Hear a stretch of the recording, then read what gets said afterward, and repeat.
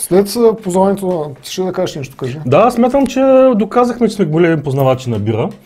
След фиаското с водата и с колата. Ще го каза 5 от 5, да.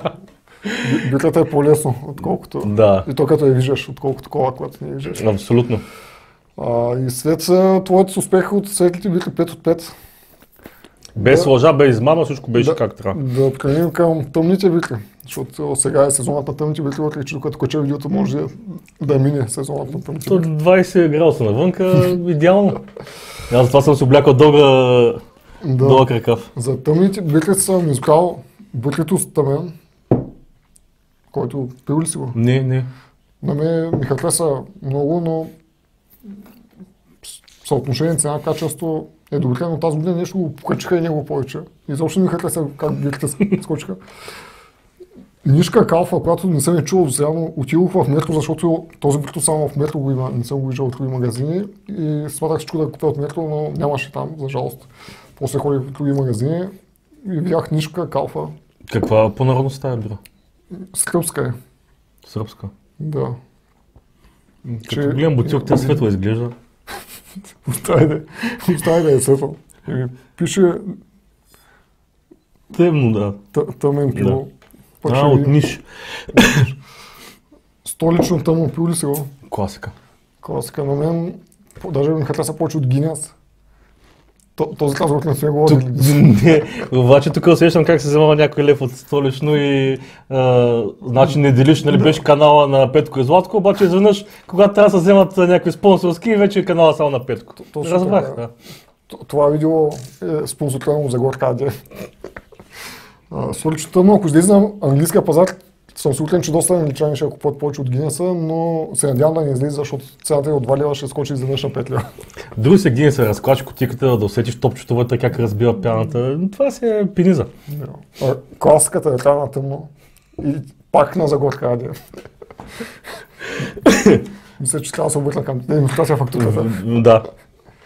И класиката на 80-те години. Петра в короната. Болярка, тъмно. Доста лош слоган за мен. Петра в короната. Болярката му пил ли се? Я съм пил, да. Пил се? Пил съм болярка и арена съм ги пил. Ако си пил болярката му, значи не си пътал малост. Отново нашата Ненка да ги сипе. Здравейте отново. Аз ще имам честа пак да разливам бирите на тези страхотни разбирачи.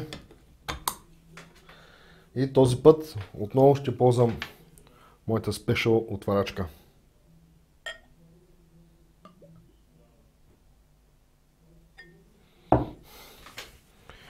Ще им наливам по-малко, да мога да ги озадача.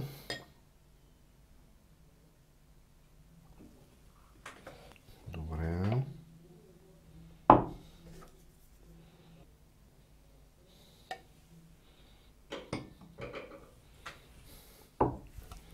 Така.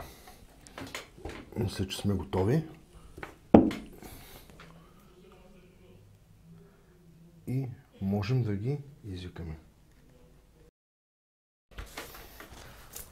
Ето ни отново след наливането. Всички са тъмни, освен едната, която номер 1, която е малко по-светла. По-светла от коледното с чуменско. И не знам ти какво мислиш, но кажи първо ти какво мислиш, аз да видя дали също мисля. Както казахме, нишка калфа, не сме я пили, но ти казах. Да, изглежда ми малко по-бледичка. Изглеждаш ми по-бледичка. Но това е без да сме оптимни. Аз се надявах ти да си мисли, че рано тъмно е по-светлата и тук да та... Да, освен ако Димо не е сложил вода нещо. Да ги разредил. Да спести за... Да ми познавам го, но не е такова момче по принцип. Номер 1. Странно мириш. Да, и аз това странно мириш непознато. На спирт по-скоро мириш.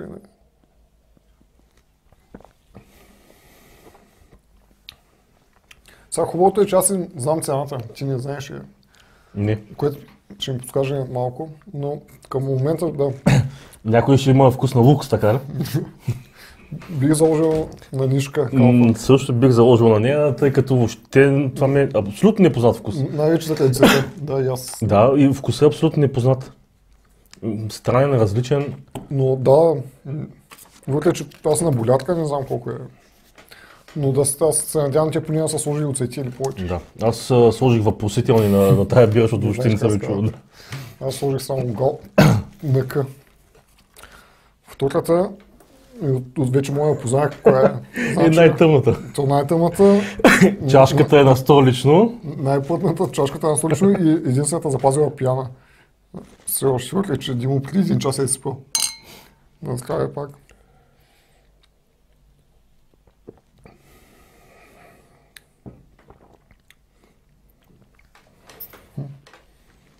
Столично ли? Като опитах, не съм сигурен. И аз. При малко бях 100% сигурен, но Yes. не, пяната няма как да я сбъркаш. Но има леко опушен вкус, знам, че Бритус имат Бритус опушена. Те имат опушена, да, която тя има на барбекю. Да, и това има леко пак такъв леко опушен вкус, но плътността столично, залагам на столично. Аз към момента се колебая между Бритус и столично, но това ще сложи и двете. В последствие ще махна едното. Мисля, че. Не, ще сложа столич, пък после мога да сложа Бритус, да сме различни нещо. Да. Тия две са еднакви. Тук наистина цвета е еднакъв.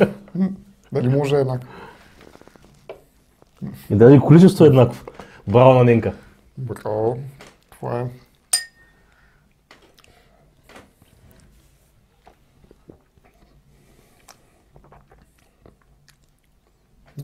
Този по-сладникъв вкус, бе, сега. Поне за мен. Да, мирише на сладко. На ряда ми мирише. Аз пък по-скоро на болярка би заложил, освен ако първата не е болярка, защото може и първата е болярка. Ако първата е болярка, тази не е болярка със И сигурност. тази е нишката калфа. Но, сега болярка слагам. Тук се чуват някакви звуци, не знам какви. Не се чуват пред нас. Но това е, Да. че дълго става видеото, пак децата вече не гледат дълги видеа, а това видео ще бъде гледано от деца. Солят се. О, този е ужасна. На мен пък тази ми хареса.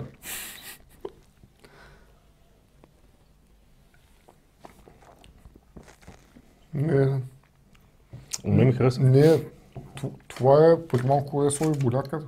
Май тук ще сложи болярката и ще върна екрана така. Добре, ти сложи Б и на болярка на Бритус. Малко тук не е как трябва. Чакай, ти да погледна всъщност. Да. Двоен шанс. Знаем, че сме в твой канал, но малко така да има... Ето. Добре, така съм по-съгласен. Значи, тук само болярка, накрая се откъшвам екрана. Ти беше сказал екрана така или иначе. Ами аз съм болярка и Бритус ми останаха. Сега ще ги оставя и двете така. И при последната ще реша коя. О, тук какво става? Кола. Да, Да сме на старото видео на колата. и тук, Бритоса е принципно е тъмен, доста, не знам защо.